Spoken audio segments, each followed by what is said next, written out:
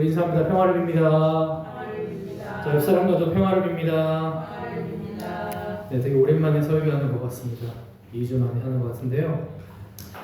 네, 오늘 사마리아 여자에 대한 본문은 우리로 하여금 진정한 목마름이 무엇인지 직면하게 하는 아주 귀한 이야기입니다.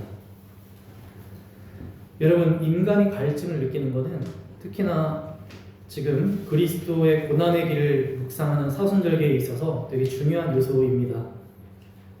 우리가 뭔가에 늘 목말라 한다는 것 자체가 인생의 고난과 연결되어 있기 때문이죠.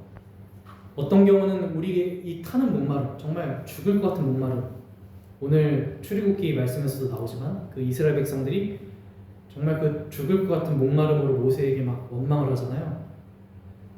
그러니까 목마름 자체가 때로는 고난이기도 합니다. 그렇지만 또 반대로 생각해보면 목마름이 있기에 우리는 또 하나님을 사모할 수가 있죠. 목마름은 누군가에게는 불평과 원망과 고난이 되기도 하지만 목마름은 또 그것이 하나님을 온전히 바라보게 하는 통로가 되기도 합니다. 그러니까 이제는 고난이 뭔지 이제 좀 우리가 파악이 되는 거죠. 우리가 고난 때문에 아파하기 때문에 그것이 이제 때로는 그것이 살기 싫은 이유가 되기도 하고 원망스러운 이유가 되기도 하지만 고난 때문에 아프기 때문에 하나님을 의지할 수밖에 없는 기도가 나오기도 하고 예배가 되기도 하고 이런 모든 거에는 양면적인 부분이 존재한다는 것이죠.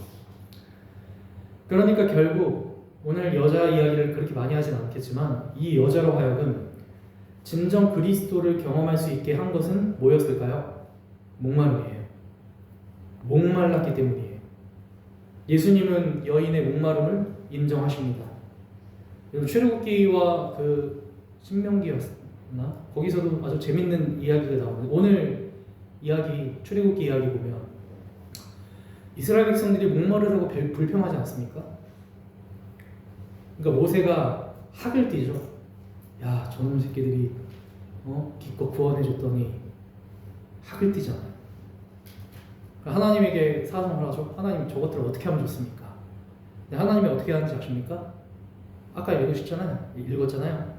하나님이 야, 네가 그냥 올라가서 지팡이로 돌을 쳐라. 물이 나올 것이야. 여러분, 이 이야기가 무슨 이야기냐?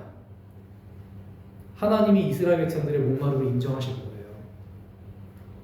그들의 모세의 생각처럼 그들을 심판하지 않으시고 그들을 혼내지 않으시고 그들의 그 목말라 애타 죽을 것 같은 그 목마름을 그대로 인정하시는 거예요. 목마름은 잘못된 게 아니니까. 그러니까 우리는 이스라엘 백성들이 은혜를 잊고 그러네. 여러분, 광야에서 목말라 보세요. 그러면 죽는 소리가 안 나오냐? 안 나오나? 모세가 오히려 좀 정죄하고 있는 거죠. 이 이야기가 그대로 어디서 나옵니까? 가나안에 들어가기 전에 가데스 바네아 거기에서 똑같은 사건이 일어나잖아요. 백성들이 또 원망을 해서 모세가 이번에도 하나님한테 불평을 하면서 막 그렇게 하잖아요. 여러분, 그 결과 어떻게 됩니까? 그 자리에 있었던 사람 중에 모세만 가나안에 못 들어가요. 그 일 때문에. 왜 그랬을까? 이스라엘 백성들의 목마름에 문제가 없는 거예요. 그건 당연한 거예요, 사실. 그 목마름에 문제가 없는데 그 목마름을 이해하지 못하는 모세. 그 목마름을 오히려 얘네들이 하나님의 은혜를 저버렸다라고 생각하는 그 모세의 정죄. 그것 때문에 결국에는 모세가 이제 가나안에 못 들어가게 되는 그 이야기. 그 이야기를 통해서 좀 읽혀지는 것은 사람에게 존재하는 이 갈망이라는 목마름이라는 그게 어떤 목마름이든 여러분 영적 목마름 다 구분하잖아요. 저는 이제 구분하는 걸 그렇게 좋아하진 않지만 어쨌든 인간 안에 있는 어떤 목마름을 하나님께서는 인정하신다는 거예요. 그 목마름이 있었기 때문에 결국 이 여성은 자기 앞에 왔던 한 유대 사람 남성을 예언자로 경험하게 되고 그리고 이어서 예언자를 그리스도라고 하는 메시아로 경험하게 되죠. 그것을 경험하게 했던 요소가 바로 인간에게 있는 목마름이에요. 자, 여러분 오늘 우리는 익히 잘 알고 있는 사마리아 여자 이야기에서 여자에 대한 이야기보다 조금 그동안 덜 다루었던 이야기를 좀 해보려고 합니다. 보통 예수님과 여자와의 만남이 너무 압도적이죠. 그러게 보니까 마치 달의 뒤편처럼 늘 쉽게 스쳐 지나가는 부분들이 존재합니다. 그게 바로 오늘 본문의 뒷부분에 나오는 예수님과 여인의 만남 이후에 제자들과의 대화. 이거 우리가 그냥 지나가기 일수인데 이 제자들과의 대화가 결국 예수님과 사마리아 여자와의 만남이 어떤 사건이었는지를 알려주는 부분이에요. 자, 여러분, 예수님과 여자와의 만남이 종료되고 제자들이 돌아옵니다. 당연히 밥 먹을 때가 지났기 때문에 제자들은 자기 스승이 배고플 거라고 생각했죠. 예수님에게 양식을 가져다 줍니다. 근데 예수님이 갑자기 난데없이 32절에 보니까 뭐라고 말하냐? 나에게는 너희가 알지 못하는 먹을 양식이 있다. 이 말을 쉽게 말하면 난 지금 이미 배부르다 이거예요. 먹지 않아도 배불러.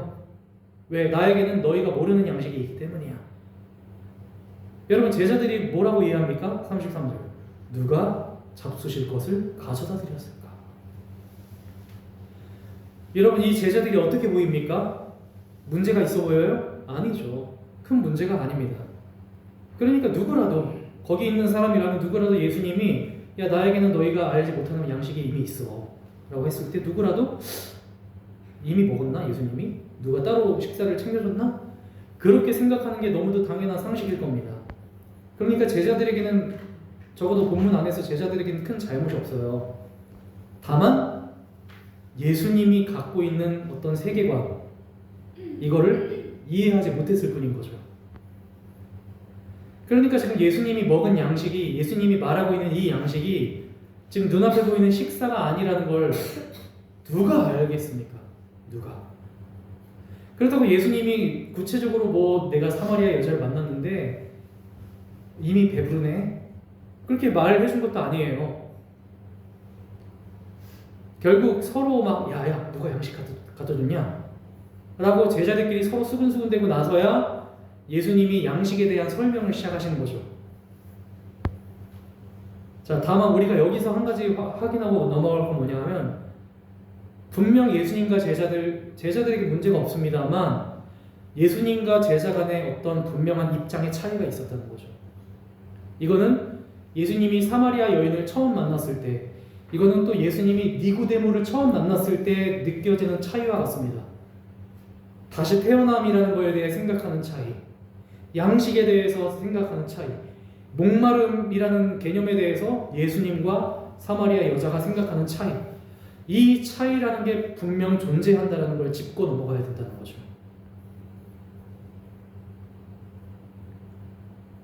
여러분, 우리가 생각하는 양식이 아니고서도 충분히 배부를 수 있는 세계가 있을 수 있다 없다? 있다는 거죠. 이거를 알고 넘어가는 게 중요해요. 왜냐하면 여러분들의 삶에 매 순간 시험이 찾아오기 때문입니다. 어떤 시험? 네가 하나님의 아들이라면 이 돌들에게 빵이 되보라고 해라. 예수님조차도 마주친 시험이죠. 돌을 빵으로 바꿔서라도 너의 그 배고픔을 이 빵으로 해결하라는 시험. 먹는 것으로, 눈에 보이는 것으로 해결해야 돼. 너의 지금 그 목마름과 배고픔을 빵으로 해결해야 된다라는 그 시험. 여러분들이 살아가고 있는 세상은 오늘도 여러분들에게 그렇게 해결하기를 부축입니다. 일용할 양식이어도 충분한 우리의 삶을 끊임없이 쟁연을 하고 돌을 빵으로 바꿔서라도, 여러분 우리가 뭐 돌을 빵으로 바꿀 수 있는 능력은 없잖아요. 저는 돌을 빵으로 바꾸다라는 게 지금 뭐를 말하는 걸까? 이거는 마치 남이 먹을 것까지 뺏는 걸 말하는 것 같아요. 딱 내가 가진 양식 정도로 충분한데 거기에서 우리는 더, 여러분 내가 내 깜냥에 내 일용할 양식보다 더 가지려면 결국 어떻게 해야 됩니까? 누구는 굶어야 돼요. 어떤 전문가가 그러잖아요. 지구에는 모든 인류가 다 먹고도 남을 만한 충분한 양식이 있다고. 근데도 인류의 절반 이상이 지금 굶주려 죽어가고 있다. 양식을 많이 갖고 있는 사람들은 그거 다 못 먹어서 일부러 양식을 버린다고 해요. 우리의 세상은 그런 세상이에요. 여러분들에게 저도 요새 이제 계속 건강 관리 하다 보면 어떤 개념이 있냐면 거짓 배고픔이라는 게 있어요. 거짓 배고픔. 그러니까 인간은 하루 3끼만 딱 먹어도 문제없이 살 수 있어요. 근데 오후 2시, 3시쯤이면 되면 늘 거짓 배고픔이 찾아옵니다. 그때 이제 우리는 소위 당이 땡긴다라는 표현을 하기도 하고, 그때 이제 우리 그 배고픔이 나에게 배고프다 거짓말을 해요. 몸이 자꾸 뭐가 땡겨요. 그래서 먹게 되죠. 그게 결국 건강을 해치게 되잖아요. 우리 안에 끊임없이 모든 우리 안의 배고픔의 문제를 오로지 빵으로 해결해야 된다라고 세상은 우리에게 부추깁니다. 너의 배만 불리라고. 그런 식으로만 너희들의 그 목마름과 배고픔을 해결할 수 있다라고 늘 우리 세상은 우리에게 믿게 만들어요. 그게 세상이 우리에게 주는 시험입니다. 그러니까 우리는 그 시험에 늘 당하죠. 우리로 하여금 내 안에 있는 이 갈급함을 끊임없이 눈에 보이는 양식으로 채워야 되고 해결해야 된다는 강박이 생깁니다.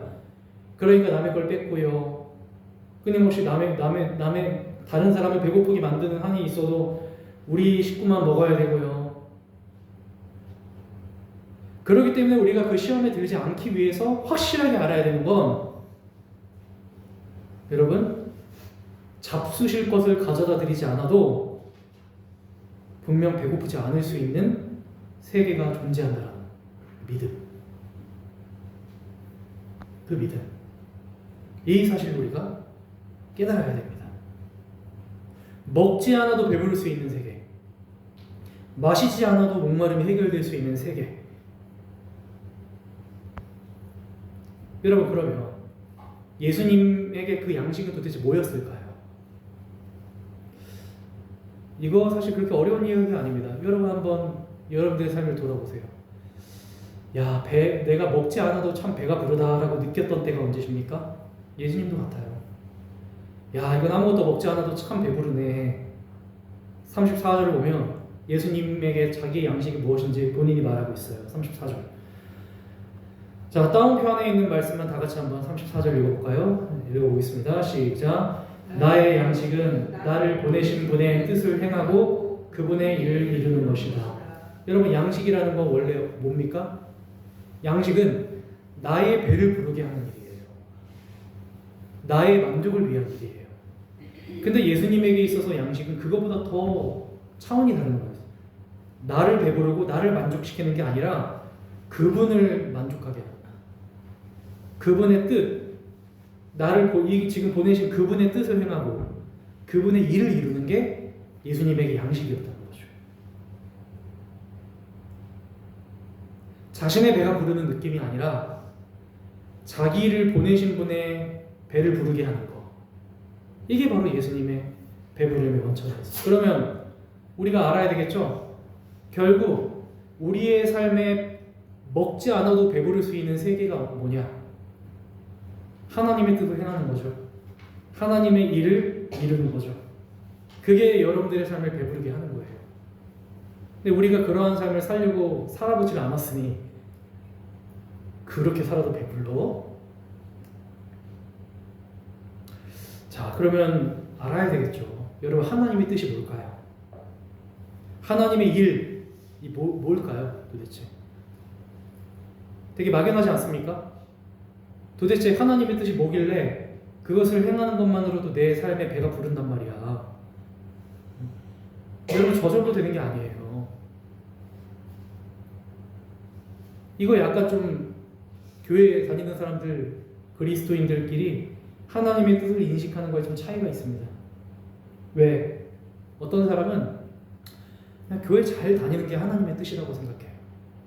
교회 빠지지 않고 잘 드리고 예배 잘 드리는 거. 오늘 예수님과 사마리아 여자가 대화하면서 예배, 하나님께 영과 진리로 예배를 드리는 예배 이야기 나오잖아요. 어떤 사람은 그러니까 뭐 예배를 잘 드려야 돼. 예배의 이야기인가? 여러분 사실 이 두 예수님과 사마리아 여자와의 대화는 예배 이야기가 아니에요. 여기서의 예배는 하나의 비유일 뿐이에요. 이걸 보고 그러니까 뭐 예배 주일 성수를 잘해야 되냐? 그게 아니죠. 더 본질적인 이야기를 하고 있는 거예요. 여러분 하나님의 뜻을 따라 사는 거 예배 잘 드리는 겁니까? 기도 잘하는 거, 신앙생활 열심히 하는 거 본질이 아니에요. 예수님과 사마리아 여자와의 만남의 본질은 그게 아닙니다. 여러분, 예수님에게 있어서 도대체 예수님을 목마르지 않고 배고프지 않게 했던 건 뭘까요? 35절 말씀 한번 보세요. 35절. 35절 한번 따옴표 안에 있는 말씀인데 한번 다 같이 읽어보겠습니다. 시작. 너희는 넉 달이 지나야 추수 때가 된다고 하지 않느냐? 그러나 나는 너희에게 말한다. 눈을 들어서 밭을 보아라. 이미 곡식이 있어서 거둘 때가. 여러분 예수님에게 하나님의 뜻은, 하나님의 일은 곡식을 거두는 거였어요. 여러분 여기서 곡식이 뭘까요? 밀일까요? 쌀일까요? 눈에 보이는 양식일까요? 여러분 예수님이 이런 말씀을 하죠. 추수할 것은 참 많은데 일꾼이 적다. 이거 언제 말씀하십니까? 눈을 들어 세상을 봐. 이 눈앞에 있는 모든 수많은 사람들, 이 영혼들 보라 이거죠. 어렵지 않습니다. 예수님에게 있어서의 사명은 뭐였냐? 사마리아 여자였어요. 사마리아 여자를 거둔 일. 이 한 존재를 내가 찾아낸 일, 발견한 일. 그리고 예수님에게 있어서 하나님의 뜻을 이루는 일은 바로 눈에 보이는 이 영혼들, 이 이스라엘의 불쌍한 길을 잃어버린 영혼들을 내가 발견해내는 일. 그 한 마리의 어린 양, 우리 송기훈 목사님께서도 하셨던 얘기잖아요. 한 마리의 잃어버린 양을 발견해내는 일. 그러니까 주님은 항상 잃어버린 걸 찾아내는 일에 관심이 많으십니다. 그게 하나님에게 있어서 자신의 뜻이에요. 그게 예수님을 배부르게 하는 일이었어요. 여러분 이것 때문에 배불러 본 적 있어요? 우리는 이미 있어요. 여러분 사랑하는 가족을 보면 배가 부르지 않습니까? 여러분 먹지 않아도 배부를 수 있는 경험 우리 다 해봤습니다. 내 새끼들이 참 하루가 다르게 쑥쑥 자랄 때, 성장할 때 어떻습니까? 배부르죠. 먹지 않아도 배부른다는 말, 물론 그렇다고 먹지 않으면 안 돼요. 일용할 양식 먹으면 됩니다. 하지만 그렇게 이해하는 사람은 없잖아요. 안 먹어도 배부르다라는 그 어떤 내 안에 있는 진정한 포만감 있잖아요. 내가 사랑하는 존재가 하루가 다르게 무럭무럭 자라고 성장할 때. 여러분 이게 바로 하나님이 여러분들을 보시고 배불러 하시는 모습인 거예요. 안 먹어도 배부르죠. 내 안에 생수의 강이 흘러넘쳐.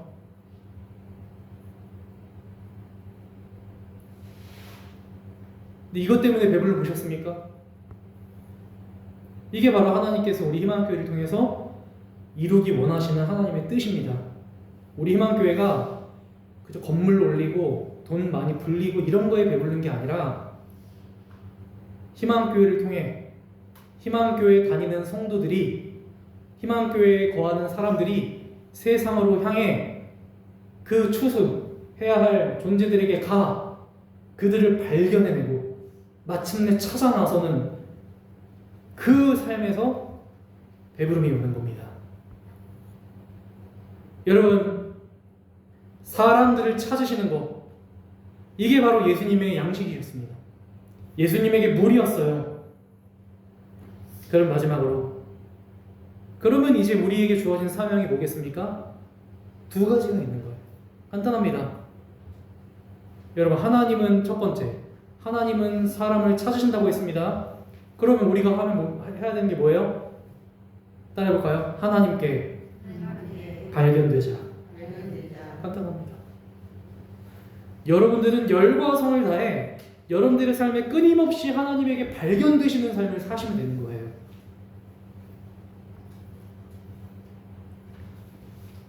하나님에게 발견된다라는 게 뭐냐? 하나님은 누구를 찾으실까요? 하나님은 누구를 찾으실까요? 예배하는 사람을 찾으시죠. 하나님은 자기에게 이렇게 예배하는 사람을 찾으신다. 그게 여자와의 이야기인 거죠. 그러니까 뭐 지금 예배 드려라 이런 의미라기보다는 이 말은 바꿔 말하면 하나님은 목마른 사람을 찾으신다 이거예요. 목마른 사람. 무언가에 끊임없이 늘 목말라 하는 존재를 찾으신다는 거예요. 사마리아 여자를 보세요. 뭔진 모르지만 사마리아 여자는 목말라 했습니다. 그게 뭔지 몰라요. 그거면 충분했어요. 그거면 하나면 충분해요. 여러분, 내가 하나님에게 발견되기 위해서 이리 치장하고 저리 치장하고 됐습니다. 여러분, 우리 삶에 위기가 찾아와요. 내 삶에 가장 큰 위기가 언제 찾아오는지 아십니까? 목마름이 사라질 때. 목마름이 더 이상 내 삶에 원하는 게 없어. 참 큰 위기입니다, 진짜. 저는 차라리 탐욕을 부리는 사람이다. 차라리 뭔가를 막 헛된 기대가 됐든 뭐가 됐든 아니면 진짜 뭐 물이 없어서 목말르든 늘 언제나 뭔가에 목말라 하는 사람이다. 차라리. 근데 우리 삶의 진정한 위기는 더 이상 내 삶에 무언가를 원하지 않게 돼. 하나님도 예수님도 그런 삶을 사신 지 혹시 오래되지 않았습니까? 여러분, 열심히 살라는 말이 아니에요. 열심히 살아졌다는 말을 하는 게 아니에요. 근데 더 이상 내 안에 뭔가 하나님에 대한 목마름이 없어. 그게 뭐가 됐든 원하지도 않아. 사랑도 됐고 뭐 다 됐어. 우리 삶에 뭔가 더 이상 목마르지 않아도 늘 언제나 괜찮다며 살아가는 그 위기, 저는 그게 진짜 위기라고 생각해요.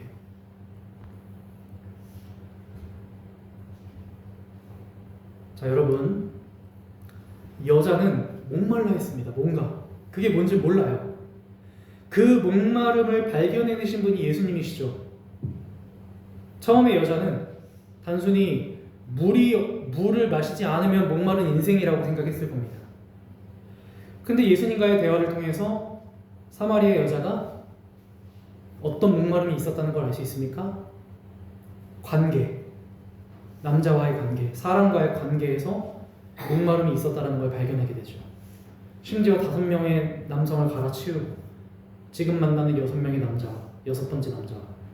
이게 단순히 어떤 성적인 걸 얘기하는 게 아닙니다. 끊임없이 어떤 존재, 사람. 여러분, 우리가 가장 많이 목마름을 느끼는 것 중에 하나가 사람 아닙니까? 관계. 아무리 자기 성향이 나 혼자 있는 거 좋아해, 나 혼자 뭐 잘 놀아 해도 우리 마음속에 깊은 곳에는 이 관계에 대한 목마름이 늘 있어요. 왜냐하면 하나님이 우리를 그렇게 만드셨기 때문이에요. 하나님이 사람을 독처하는 걸 좋지 않게 보셔서 아예 관계적인 존재로 만드셨기 때문에 우리 인생은 늘 언제나 어떤 관계의 목마름을 추구할 수밖에 없어요. 근데 거기서 그 목마름을 알아차리시죠. 하나님이, 예수님이. 대화 끝에 사마리아 여자 안에 더 깊은 곳에 새로운 목마름, 그는 전혀 인식하지 못했던 목마름이지만 그제서야 발견한 목마름이 하나 더 있었음을 알 수 있습니다. 그게 영적인 목마름이에요. 예배에 대한 목마름. 하나님을 도대체 어디서 예배할 수 있습니까? 그러니까 사마리아 여자 안에는 여러분, 이게 단순한 목마름이 아닙니다. 이게 뭐 그리심산에서 예배를 드려야 되냐, 이게 단순히 어떤 예배 영적인 것만이 아니라 이스라엘과 유대와 사마리아의 관계 속에서 찾아볼 수 있는 목마름이에요.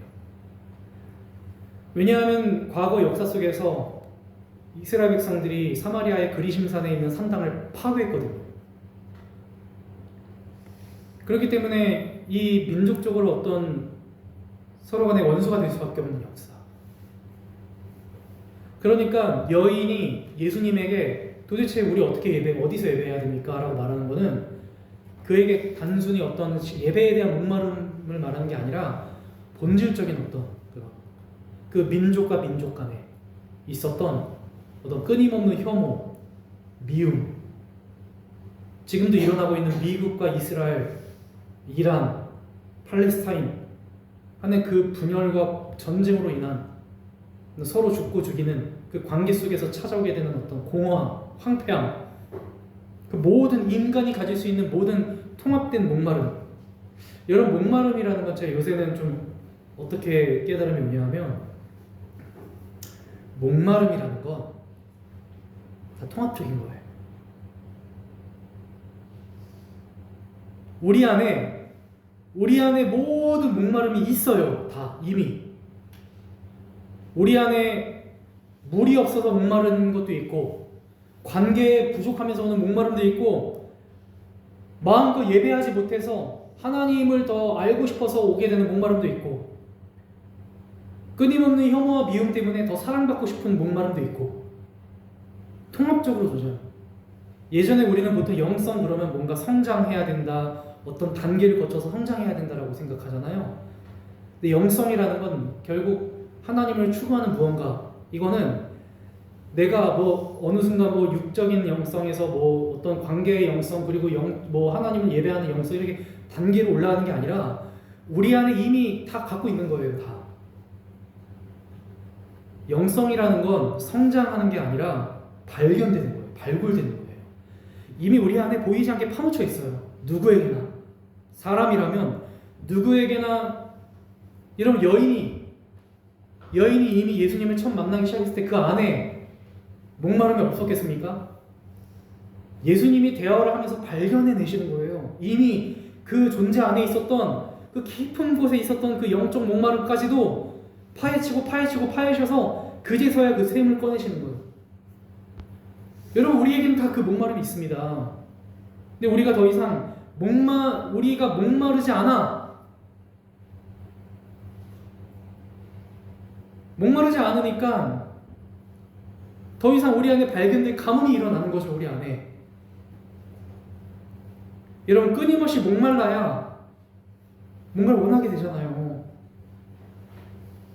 그러면서 우리 안에 깊은 곳에서 육적 목마름을 거쳐 내 안에 있는 깊은 샘에 진정한 목마름이 뭔지를 발견하게 되는 거예요. 여러분, 이런 목마름 있습니까? 결국 우리 안에 있는 목마름이 하나님이 우리를 발견해내시는 원천이 되는 거예요.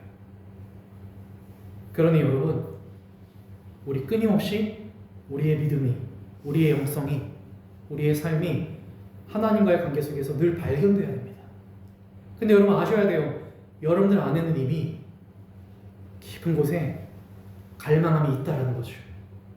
이미 있어요. 우리 안에 누구에게나 다 심겨져 있습니다.